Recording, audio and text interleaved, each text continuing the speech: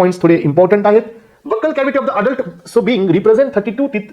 So human dentition is described as a thecodont, diphyodont and heterodont. याचा अर्थ काय असतो सांगा, यांचे या ठिकाणी काही डेफिनेशन्स आहेत.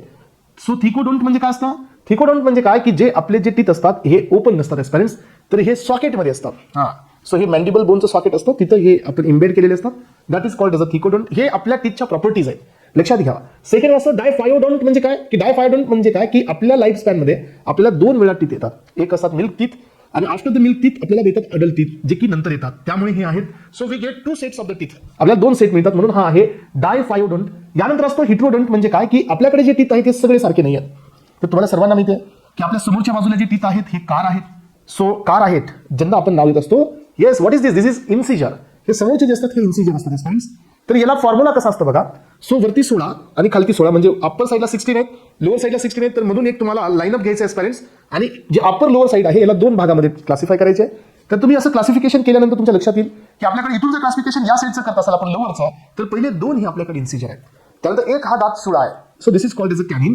त्याच्यानंतर 2 हे प्रीमोलार आहेत आणि त्याच्या पाठीमागचे जे 2 असतात, सो 2 पाठीमागचे 3 असतात, that R the molar.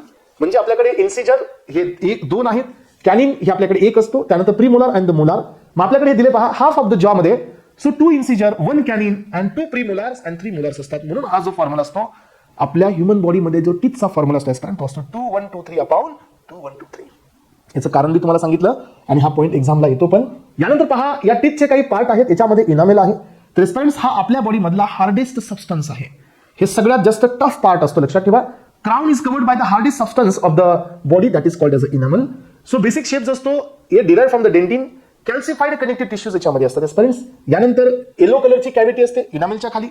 So त्याला आपण नाव देतो द पल्प कॅव्हिटी. जे टीथच्या खाली राऊंड असतो बघा इंटरनल साईडला yellow colour, that is the pulp cavity. Pulp कॅव्हिटीमध्ये नर्व्हज असतात आणि ब्लड वेसल्स असतात. इनामेल हा त्याच्या वरचा भाग असतो क्राउनवाला. त्याच्यामध्ये जे डीप कॅव्हिटी असते that is our pulp cavity, त्याच्यामध्ये ब्लड वेसल आणि नर्व्ह असतात, लक्षात घ्या स्पाइन्स. सो हे पल्प कॅव्हिटी खाली एक्सटेंड होते रूटमध्ये and they will form the root canal. So pulp cavity ही एक्सटेंड होते खाली आणि एक्सटेंड करून ते फॉर्म करतात रूट कॅनल.